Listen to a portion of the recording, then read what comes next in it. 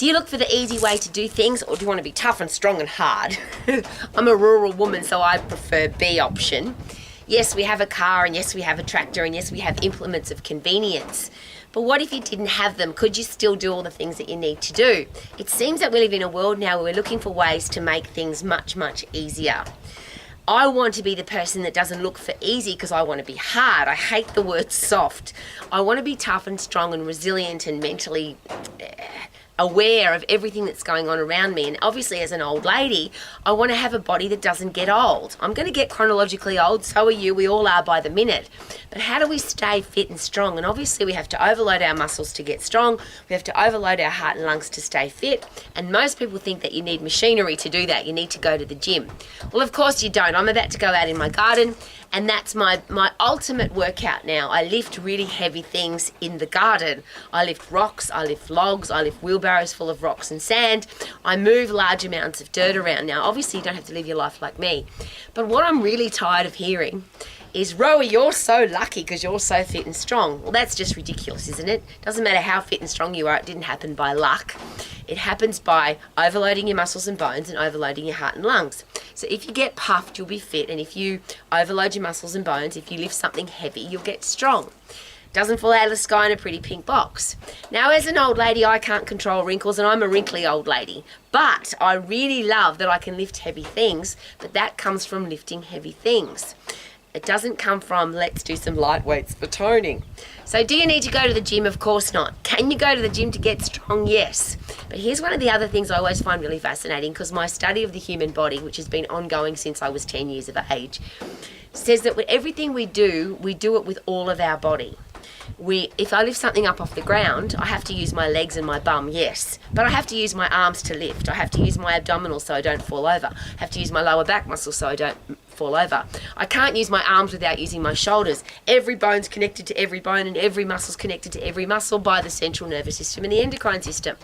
So why do we think we need to break the body up into little pieces? Because when you go to the gym to get strong, not only does it take a really long time, according to the so-called experts. Now, I could call myself an expert.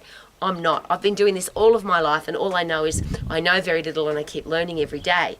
But here's what I do know, that if you work your whole body as one unit, not break it up into arms, legs, back, chest, biceps, triceps, shoulders, calves, everything works together, and it's fired by the central nervous system. It's fired by the endocrine system. Everything at the same time. Now, if I want to get the highest firing for my endocrine system and my central nervous system, I have to use as many muscles as possible at the same time, and I have to go as hard as I possibly can at the same time in a short period of time. Because you can go hard and short, or long and easy, but you can't go long and hard. It just doesn't work.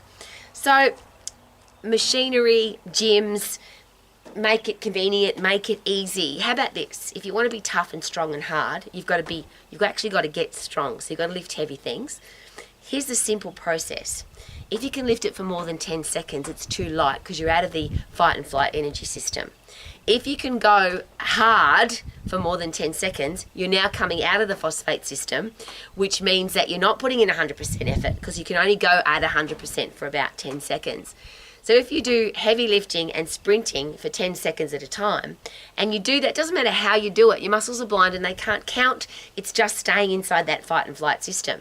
So do I need a machine to do that? Yes, I could do it with a machine. I could use a treadmill, or I could use a cross trainer, or a rowing machine, or a bike. But here's another great question. If I'm sitting down, is the human body designed to sit down or be in the upright position? Technically, if you look at how the body is designed and how it works most effectively, we work best in the upright position and we sleep in the lying down position. The body doesn't work well kneeling down, sitting down, lying on the ground. It doesn't work that way. You would never lift anything heavy in that position. So here's a great thing to consider. Rather than make exercise complicated, rather than say I need to go to the gym, rather than I need a machinery or a piece of equipment, and could all of that be an excuse? Find a way to get puffed that you like, and in the upright position is obviously very effective. Find something that's heavy to lift, that you can lift for about 10 seconds. If you can do it more than 10 seconds, it's too light, so you need something heavier. And if you lift something up off the ground, then you really don't need any more exercises because you're using all the muscles in your body. What if it was that simple? Now, I'm an old lady, I'm healthy, fit and strong, I've been the same size all of my life. I'm not going to try and tell you to exercise like me. I'm not going to say you do my exercise program. That would be silly because you've got a different... You like to do different things to me, live a different life to me. But we do have the same anatomy and physiology. As humans, we have an endocrine system, we have a central nervous system, we've got heart and lungs, muscles and bones, immune system, digestive system. If you work them all together effectively, you can be a healthy, fit, strong human being for a very long time. Now, I'm about to go out in the garden. I've got 20 acres of stuff to do. I've got things to move. I can do it for hours and hours because I am healthy, fit and strong. So what if, whatever exercise program you're doing, what if it could be as short as 10-second bursts of high intense activity to get puffed? You can't do that if you're weak. So what if you just did one exercise to get really strong, and what if that was just to lift something up off the ground and put it back down again, and it was heavy enough that you could only do it for 10 seconds? And what if you gave your muscles time to recover, which most exercise programs don't? What if it was that simple, that short and that easy? What if? And I'm a living, breathing example of it, but you don't have to live like me, and you don't even have to believe me. But you have to live in your human body for the rest of your life.